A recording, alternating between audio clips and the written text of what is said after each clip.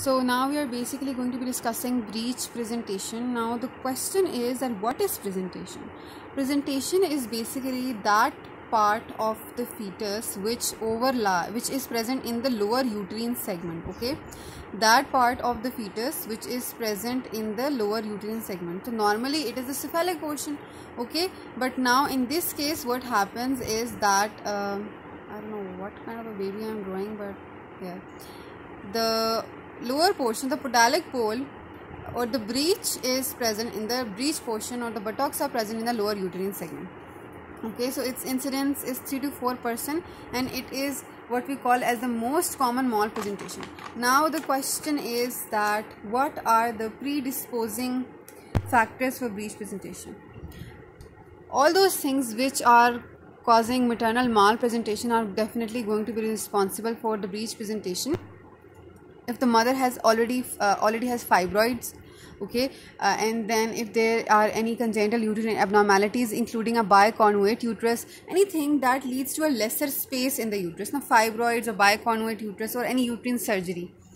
And now what are the fetal causes or placental causes? Multiple gestation or prematurity, placenta previa, any abnormality, anencephaly or hydrocephalus, fetal neuromuscular condition, oligo or polyhydramnios. So the first one, easiest to remember, are amniotic fluid issues.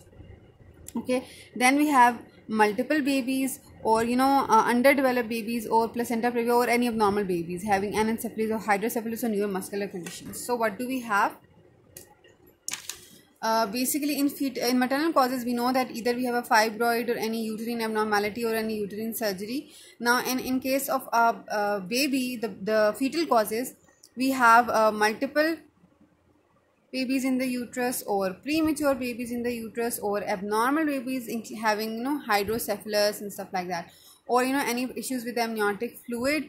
And we also had any neuromuscular issue and placenta previa, because placenta also takes up space now, so anything that is taking up space. Now these are the predisposing causes. Now how are you going to manage? But before management, I want you to know how lethal this breech presentation is for the baby, and why we avoid this, and why we try to revert it by external cephalic version. I'm going to talk about it in a moment. Okay. So basically, if you undertake a breech delivery, what are going to be the problem? The first thing that can happen is cord prolapse or foot prolapse. Okay, because the lower portion of the baby's body is presenting, and in that case cord and foot can prolapse, and also seat, and the issues with cord occur. Okay, what are the issues with cord? Cord can be prolapsed, cord can be compressed, and cord compression can lead to CTG abnormalities. And also there are issues with the delivery of shoulder.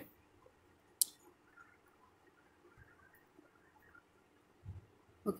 There can be mechanical issues with the delivery of shoulders or after coming head, and visceral organs are going to be damaged, brachial plexus is going to be damaged, and there can be delay in the delivery of head if it is a large. So basically problems with the shoulders and delivery of head.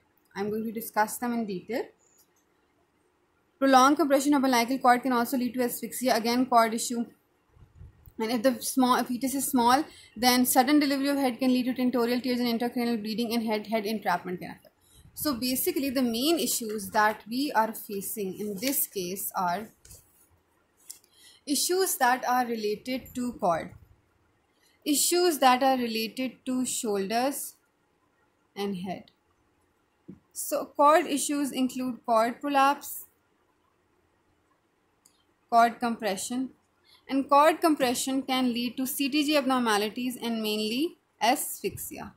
Okay, and with the problems with the delivery of shoulders and head, we are definitely going to have any kind of with the head can be entrapped if it is large, and asphyxia can occur. And if it is small, then rapid delivery can lead to tentorial tears. Both things are bad. Small and large, both are bad, tentorial tears.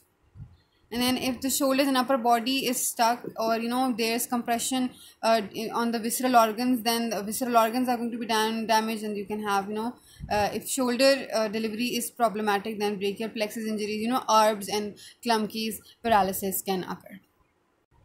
So what are the issues with breech? We first studied the predisposing factors, and then we studied about the complications. Now why is it so dangerous? So what are we going to do with it? Usually we are going to wait. It is going to become normal, become cephalic on its own. But if it does not become cephalic by 36 to 37 weeks, we are going to go for external cephalic version. Okay. So if it is at or after 36 weeks, then it is problematic. Okay, we are going to give it some time to revert back. Many breeches, they become cephalic at the end of the pregnancy, but if it does not become cephalic by 36 weeks, then we have to do an ultrasound and confirm it. We have to do other things, fetal biometry, amniotic fluid volume, because I said due to oligo and poly it can occur in placental side, because the placenta previa can also cause in the position of fetal legs. We're just going to discuss it. Now, what are the management options? The management options that we have is external cephalic version, or we can do vaginal breech delivery or elective C-section. 3 options we have. Now, in 3% increase of fetal death is present if you go for a vaginal delivery. So, vaginal delivery is very dangerous, and nowadays we go for a C-section. Okay. So, if someone asks you what is the best method is to do a C-section. Of course it is, because it's so dangerous. We have studied so many complications that are related to it. Why would we go for a vaginal delivery normally? Now, let's just discuss all the 3 management options one by one. Okay, the first one is external cephalic version. What do we do? Basically, the success rates are 50%, and the success rate are higher in multiparous women. What do we do is that we basically exert a force and some pressure at a certain angle, and we try to try to make the baby have a somersault. We try to give a somersault to the baby, a reverse somersault, so that the head can replace the buttocks. The head can come into lower uterine segment, and the breech portion can go above. But for this you need room in the uterus. So in multiparous women, they have a larger uterus and lax abdominal musculature, so it's much more easier. This is performed at or after 37 weeks. This is very important, not before 37 weeks. Okay, so what do you need? You need there are certain things that you need for this. Basically, you need an experienced obstetrician. I'm really sorry for the stuttering. An experienced obstetrician, and you also need other delivery facilities, because it can trigger or it can induce a preterm labor, because you are maneuvering with the uterus. Now you are basically it can lead to a delivery. And you also need to give tocolytics. Tocolytics improve its success rate. What do we go for? We go for nifedipine usually. Just a second. Yeah, we go for nifedipine, and also these are all the things that we need. Now, what is the procedure? The woman basically lies flat, okay, with a left lateral tilt. She is supposed to lie flat, okay. And what are you going to do is that make sure that before the procedure she has emptied her bladder. In another video of postpartum hemorrhage, we have discussed that how important it is to have an empty bladder. You only need a full bladder for emergency management of cord prolapse. Otherwise, for all the procedures, you need an empty bladder. Okay. And also must be comfortable. And the breech is elevated from the pelvis. From the pelvis region, this is her pregnant uterus. So the breech is elevated from the pelvis. This is the baby. Now it's like this. Okay. This is the breech portion. This is the head. So you elevate the breech from the pelvis and manipulate it upwards in the direction of the forward, in a forward roll, and the other hand applies pressure to flex the fetal head and bring it down. So this is the fetal head. You are going to flex it like this. Okay, you're going to flex it like this, and this pole you're going to lift it upwards. So it's like a somersault, but this is a forward somersault. Okay, and this procedure is of course uncomfortable, and it should be done within 10 minutes. This is the duration. Do not make it last more than 10 minutes. And if it fails, then you have to stop. And you also have to do a fetal heart trace before and after. Why am I mentioning all these small points related to this? Because these are very important. There are certain things that you need to do before and you need to do after this ECV. And also you have to give NTD if the woman is rhesus negative and the baby is positive. NTD also has to, because there's a chance small amount of bleeding might have occurred which goes undetected. So what is the procedure? It's very simple. The first thing, let me just show you a nice picture. Here you can see what is the first thing that is happening. The first thing is that this is the pelvic pole, okay. So the pelvic pole is lifted under ultrasound guidance, and then this is the head. So you are going to flex the head forwards, and you're going to bring it downwards in this direction like this, and you're going to take this upwards. So it's like a forward somersault, and then like this, and then here you just let's say this is the baby, right? This is the head of the baby. So you flex the head downward. You flex the head downward, and you lifted the pelvic portion and took it upwards. So it's like this, okay? And the breech got reverted. Okay, so this is the procedure, and it's not done that much these days because we go for a C-section. So what are the contraindications and what are the risks? Basically, contraindications are very simple. 3 H's. What are the 3 H's? If the baby has hydrocephalus, okay, if the baby has history of not the baby, the mother has a history of antepartum hemorrhage, because if there's a history of antepartum hemorrhage, then there's probably placenta previa. We're not going to touch it, okay? It's very dangerous. It can bleed profusely and it can be very dangerous.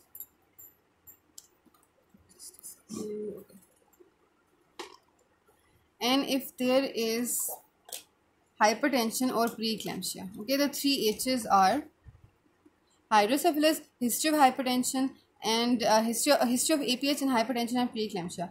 So with APH, we are going to remember the placenta previa, and if the cause is oligo and polyhydramnios, okay, if the cause is oligo or polyhydramnios, then you're not going to perform this. If there is a previous C-section or myomectomy scar on the uterus, you're not going to interfere with the uterus. And if there's multiple gestation, then of course this procedure is useless. Okay, and if you plan to deliver by C-section anyway, then why are you giving such discomfort to the mother? So what are the contraindications? The contraindications are that if there is any hydrocephalus, history of APH and hypertension or preeclampsia, and if there is a placenta previa, and if there are a lot of babies in the uterus and multiple gestation, and if there is something wrong with the uterus, a scar is present, or a previous surgery has been done, or if you plan to deliver by C-section anyway, and if there is something wrong with the amniotic fluid, oligo or polyhydramnios. Okay. Now what can go wrong? A lot of things can go wrong. But to memorize this, we had 3 H's to memorize the main contraindications. Now we have 3 P's to memorize the complications that can occur. Placental abruption. You can rupture the membranium because you are causing the baby to undergo a somersault. So you're basically manipulating the whole environment, so that can lead to rupture of membranium and preterm labor. Such a huge problem. And then you can also have a transplacental hemorrhage. Okay, transplacental hemorrhage can also occur. Okay, and other than that, something wrong with the cord can occur and fetal bradycardia can happen. Okay, cord prolapse can occur. Other than this, cord prolapse, which was a complication of breech delivery also, because whenever you are changing the position of the baby, cord will of course come in the way. There's a lot of chance. And there can also be, because of cord prolapse and cord compression, there is going to be fetal bradycardia on. So that is why you have to perform a fetal heart racing after this procedure, okay, to rule out any cord compression or any cord issue. The baby is not going to tell you that my cord is being compressed, my cord is being entangled, but the fetal heart rate tracing and the CTG is going to tell you about that. Okay. Now this was the first option that we had, external cephalic version. The second option that we have for management is a vaginal delivery, and the third option is C-section. But let's just discuss the types of breech first. Okay, so this is the baby. Okay, I hope I draw this right. The hips will always be flexed. Okay, now the main thing is the knees. If the hips are flexed and the knees are also flexed, like this, then this is a flexed breech or a complete breech. And in this case, as I said, hips are always going to be flexed. The position is going to be determined by the knees. Now, if the if the knees are extended, the legs are going to go up like this. Knees are extended. Then this is a frank breech or an extended breech. And now we have a footling breech in which one one leg is extended and one leg is slightly flexed, so it's one foot comes downward like this. This is the most dangerous because this is the cord. Over here the cord is protected because the legs are present below the cord to support it, and over here the cord is also protected, but over here the cord is free because the leg is down, so it can come here, so there's a high chance of cord and foot prolapse. Okay. Okay, so now basically what we are going to do is that we have already discussed about the external cephalic version. Now we are going to discuss about the vaginal delivery. How are we going to deliver the breech vaginally, which we do not recommend, but it was done in the past, and you should know all the maneuvers for OSCE. So basically, how are you going to deliver the breech? The first thing is that there are certain conditions or prerequisites and contraindications. So the prerequisites are, first of all, the mother should know and should be willing for this, and the second thing is that there should be a facility of C-section, because at any time you might be needing surgical aid, because it might fail, the delivery might fail. And the third thing is that there should be no contraindication to a vaginal delivery. What are the contraindications to a vaginal delivery? 2 scar, 3 scar, or any feto-maternal disproportion, feto-pelvic disproportion, and stuff like that. Okay. So there should be no footling breech. Other than that, I already discussed that in footling breech, the foot is downward over the os, and because of that cord prolapse can occur, and basically you cannot hold the baby in that case. So just very dangerous. Always go for a C-section. And number 2, there should be no hyperextension of head. When a baby is hyperextended, the head is far behind, drooping a little downwards, so we call that star gazing sign, and it is easily recognizable on ultrasound if you know how to read an ultrasound. And then there also should be no feto-pelvic disproportion, as I have already mentioned, and the baby should not be more than 3.5 kg, should be less than 3.5 kgs. And other than star gazing, other head abnormalities such as hydrocephalus should also be not present. And no contraindication to vaginal delivery, as I have mentioned before. So these are all the prerequisites and conditions. And okay, let's just start. You can use an epidural, you can use a pudendal block, you can the other things for anesthesia which you use in normal labor, you can do that, pain management, and you should have, I am repeating, C-section facility available. Now first of all, you are going to bring the mother to the edge of the table. Okay, bring her closer to the edge of the table, and then what you're going to do is you are going to look at the dilations where the crowning is about to occur, and then you are going to give an episiotomy. When you're going to notice that the interior buttocks is approaching the os, you are going to give an episiotomy incision. Okay, and after that, the next thing that you have to do is a masterly inactivity. Don't do anything. Okay, hands off, literally hands off, don't do anything. The baby is going to come out on its own. The buttocks are going to deliver on their own, but for legs, you are going to see whether the breech is frank or the breech is extended. If the breech is flexed like this, then the legs are going to come down on its own. But if the breech is like this, like this, the knees are extended like this. This is the knee joint. Okay, I'm just pointing it out. So there's extension. Then you will have to exert pressure on the popliteal fossa. You're going to take your 2 fingers inside the os and 1 finger behind the leg on the posterior aspect, and press the posterior fossa to flex the leg and bring it down. This is known as the Pinard's maneuver, and this is done in a frank breech.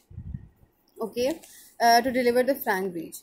Okay, so for delivery of extended leg. Now you're going to hold the baby from the such that your thumbs are on the sacrum. Okay, let's say that the buttocks has been delivered, the legs have been delivered. Now let's say this is the baby, Staples dollar baby. So what is going to be there? Basically the back is going to be upwards. Okay, so let's say that this portion is coming out of the os, it has come out until here, and this is the, let's say, the sacral position. This is sacro-anterior, this is sacro-transverse, this is sacro-anterior. Baby is sacro-anterior now. Okay, initially it was, you know, slightly oblique, but now it is sacro-anterior. You're going to hold the baby with a, put a blanket over it, and such that your thumbs are over the sacrum like this, and your fingers are on the groin on the lower side, okay, like this, and, you know, bring it downwards, bring it outside on downwards, and you are going to wait until you see the angle of scapula, the lower angle of scapula. Once you see the blade of scapula, you are going to do the maneuvers, the luffs for delivery of the shoulders. Now we are gonna oh, one more thing I forgot. This is very important. Also mention it in OSCE, umbilical cord. After delivery of legs, before, you know, you are going to do maneuvers for shoulder, you are going to make sure that there is no cord entrapment when the baby is coming out. If there is some cord entrapment or entanglement, just, you know, relieve it, immediately relieve it before it causes any kind of complication. Now we are going to, you know, after the lower portion of the blade of scapula is visible, you are going to do Love-Sets maneuver like this and like this, rocking boat motion to deliver these shoulders. Or yeah, if the baby's hands are, you know, above the head, then you have to do a sweeping motion, which I cannot, I'm really sorry, I cannot demonstrate right now. Okay, now when the nape of the neck is visible, you are going to deliver the head. So when the blade of the scapula was visible, you had to deliver the shoulders, and you had to do maneuvers for that. Now when the nape of neck is visible, you have to deliver the head. And basically we do the MS3 maneuver, Mauritius Smelly Weed, but we also used to do Burn, Marshall and maneuver and Piper's forces, but they are not used now. Okay, so this is how the baby is delivered.